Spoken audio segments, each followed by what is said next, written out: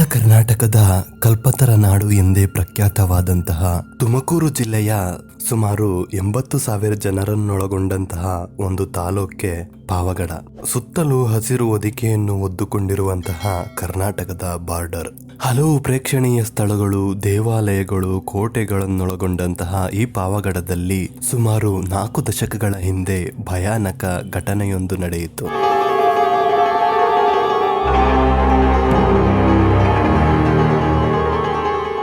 ಪಾವಗಡದಿಂದ ಸುಮಾರು 3 ಕಿಲೋಮೀಟರ್ ಅಂತರದಲ್ಲಿರುವ ಒಂದು ಹಳ್ಳಿ. ಈ ಹಳ್ಳಿಯಲ್ಲಿನ ಜನರು ಇತರೆ ಹಳ್ಳಿಗಳಂತೆ ತಮ್ಮ ದಿನನಿತ್ಯದ ಕೆಲಸಗಳಲ್ಲಿ ತೊಡಗಿಸಿಕೊಂಡು ನಿತ್ಯದ ಜೀವನ ಸಾಗಿಸುತ್ತಿದ್ದರು.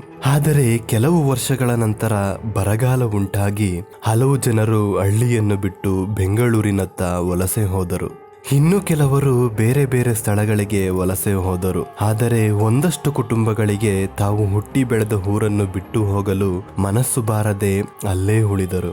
ಅಲ್ಲೇ ಉಳಿದಂತಹ ಜನರಿಗೆ ತಮಗೆ ಅಪಾಯ ಉಂಟಾಗುವ ದಿನ ಹತ್ತಿರವಾಗುತ್ತಿದೆ ಎಂಬುದರ ಅರಿವೇ ಇರಲಿಲ್ಲ. ಈ ಜನರ ಎದೆನಡುಗಿಸುವಂತಹ ನಿದ್ದೆಗೆಡಿಸುವ ಆ ದಿನ ಬಂದೇ ಬಿಟ್ಟಿತು.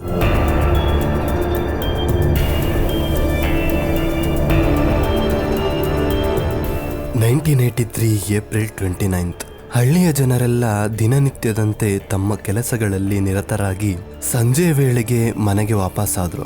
ಆಟವಾಡುತ್ತಿದ್ದಂತಹ ಮಕ್ಕಳೆಲ್ಲ ದಣಿದು ತಮ್ಮ ತಮ್ಮ ಮನೆಗಳತ್ತ ಮುಖ ಮಾಡಿದ್ರು.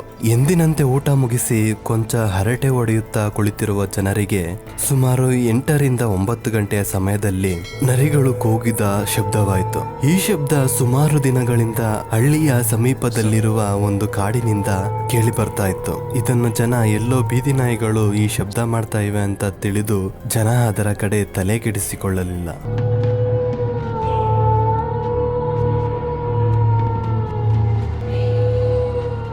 ಮಾತು ಮುಗಿಸಿ ಎಲ್ಲ ಮಲಗೋದಕ್ಕೆ ಮನೆಯೊಳಗೆ ಹೋದ್ರು. ಆ ಊರಿನ ವೆಂಕಟರಮಣಪ್ಪ ಎಂಬ ರೈತ, ಆತನ ಹೆಂಡತಿ ಮತ್ತು 5 ವರ್ಷದ ಮಗಳು ವೆಂಕಟ ಸುಬ್ಬಮ್ಮ ಎಂದಿನಂತೆ ಕಿಟಕಿ ಮತ್ತು ಒಂದು ಬಾಗಿಲನ್ನು ತೆರೆದು 3 ಜನ ಒಂದೇ ಜಾಗದಲ್ಲಿ ಮಲ್ಕೊಂಡ್ರು. ಸ್ವಲ್ಪ ಸಮಯದ ನಂತರ ವೆಂಕಟರಮಣಪ್ಪನಿಗೆ ಎಚ್ಚರ ಆಯ್ತು. ಪಕ್ಕದಲ್ಲಿ ನೋಡ್ತಾನೆ, ಆತನ ಮಗಳು ಅಲ್ಲಿಲ್ಲ. ಮನೆಯೊಳಗೆ ಆಚೆ ಎಲ್ಲಾ ಕಡೆ ಹುಡುಕಿದ್ರು ಎಲ್ಲೂ ಕಾಣಿಸ್ಲಿಲ್ಲ. ಆತನಿಗೆ ಭಯ ಆಗೋದಕ್ಕೆ ಶುರುವಾಯ್ತು. ಜೋರಾಗಿ ತನ್ನ ಮಗಳ ಹೆಸರನ್ನು ಕೂಗೋದಕ್ಕೆ ಶುರು ಮಾಡ್ತಾನೆ. ಇವನ ಚೀರಾಟ ಕೇಳಿದ ಜನ ಮತ್ತು ಆತನ ಹೆಂಡತಿ ಎಚ್ಚರವಾಗಿ ಆಚೆ ಬಂದಾಗ ಎಲ್ರಿಗೂ ವಿಷಯ ಗೊತ್ತಾಗುತ್ತೆ. ಜನ ಎಲ್ಲ ಆ ಹುಡುಗಿನ ಹುಡುಕೋದಕ್ಕೆ ಶುರು ಮಾಡ್ತಾರೆ. ಲ್ಯಾಟಿನ್ ದೊಣ್ಣೆಗಳನ್ನ ತಗೊಂಡು ಪಕ್ಕದ ಕಾಡಿನತ್ತ ತೆರಳ್ತಾರೆ. ಕಾಡು ಸಮೀಪಿಸ್ತಾ ಇದ್ದಂತೆ ಎಲ್ರಿಗೂ ಒಂದು ಶಬ್ದ ಕೇಳುತ್ತೆ.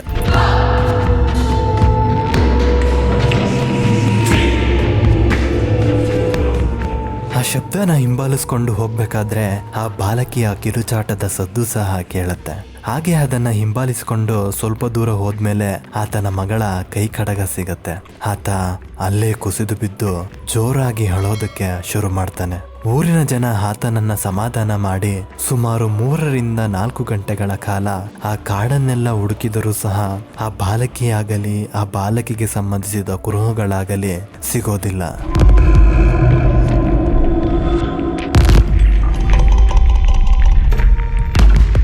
ಮರುದಿನ ಈ ಸುದ್ದಿ ಪೊಲೀಸರ ಕಿವಿಗೆ ಬಿತ್ತು.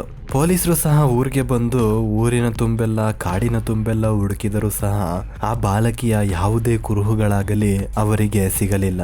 ಬಂದ ದಾರಿಗೆ ಸುಂಕ ಇಲ್ಲ ಅಂತ ಪೊಲೀಸರು ಸಹ ವಾಪಸ್ಸಾದ್ರು. ಈ ಘಟನೆ ನಡೆದ ಸುಮಾರು 2 ವಾರಗಳ ನಂತರ 3 ವರ್ಷದ ಬಾಲಕಿ ಮೊದಲು ಕಾಣೆಯಾದ ಬಾಲಕಿಯಂತೆ ಕಾಣೆಯಾದಳು. ಈ ವಿಷಯ ಮನೆಯವರಿಗೆ ತಿಳಿಯುವಷ್ಟರಲ್ಲಿ ಸಮಯ ಸರಿದಿತ್ತು.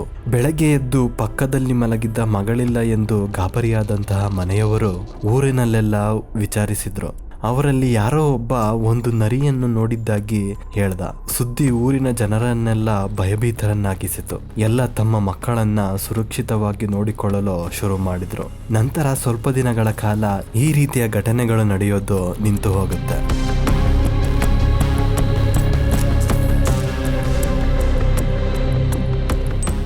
ಸುಮಾರು 2 ತಿಂಗಳ ನಂತರ ಮತ್ತೊಂದು ಹೆಣ್ಮಗು ಕಾಣೆಯಾಗ್ತಾಳೆ.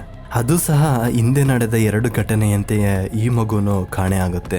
ಈ ಸಂದರ್ಭದಲ್ಲಿ ಊರಿನ ಜನರಿಗೆ ಒಂದು ಡೌಟ್ ಬರೋದಕ್ಕೆ ಶುರುವಾಗುತ್ತೆ. ಕಾಣೆಯಾದ ಮಕ್ಕಳನ್ನೆಲ್ಲ ಆ ನರಿನೇ ಎತ್ಕೊಂಡು ಹೋಗಿದ್ದೆ. ಆದ್ರೆ ಆ ಸಮಯದಲ್ಲಿ ಮಕ್ಕಳು ಕಿರುಚಾಡ್ತಿದ್ರು. ಎಳೆದಾಡಿದ ಗುರುತುಗಳು ಇರ್ತಿದ್ವು. ಆದ್ರೆ ಇದ್ಯಾವುದೂ ಇರದ ಕಾರಣ ಆ ಊರಿನ ಆಚೆ ಇದ್ದಂತಹ ಕೆಲವು ಮಂತ್ರವಾದಿಗಳ ಮೇಲೆ ಸಂದೇಹ ಬರುತ್ತೆ. ಈ ಸಂದೇಹ ಬರೋದಕ್ಕೆ ಮತ್ತೊಂದು ಕಾರಣ ಅಂದ್ರೆ ಕಾಣೆಯಾದ ಮಕ್ಕಳೆಲ್ಲ 5 ವರ್ಷ ಮತ್ತು 5 ವರ್ಷದ ಒಳಗಿನ ಮಕ್ಕಳೇ ಆಗಿದ್ರು. ಇದರಿಂದ ಮಂತ್ರವಾದಿಗಳ ಮೇಲೆ ಬಲವಾದ ಸಂದೇಹ ಬರುತ್ತೆ.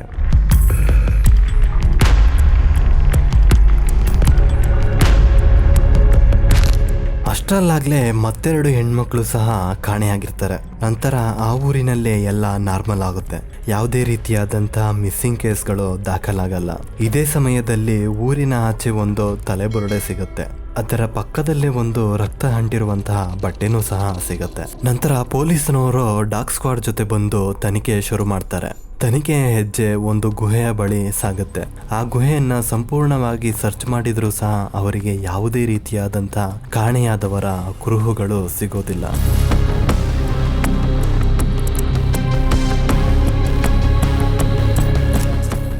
ಇಲ್ಲಿ ಕಾಡುವ ಕಟ್ಟಕಡೆಯ ಪ್ರಶ್ನೆ ಅಂದ್ರೆ ಆ ಕಾಣೆಯಾದ 5 ಜನ ಹೆಣ್ಣು ಮಕ್ಕಳು ಏನಾದ್ರು ಬದುಕಿದ್ದಾರಾ, ಸತ್ತಿದ್ದಾರಾ, ಸತ್ತಿದ್ರೆ ಸಾವಿಗೆ ಕಾರಣವಾದ್ರು ಏನು, ಮಂತ್ರವಾದಿಗಳ ನಿಗೂಢವಾದಂತಹ ಪ್ರಾಣಿನ ಗೊತ್ತಿಲ್ಲ.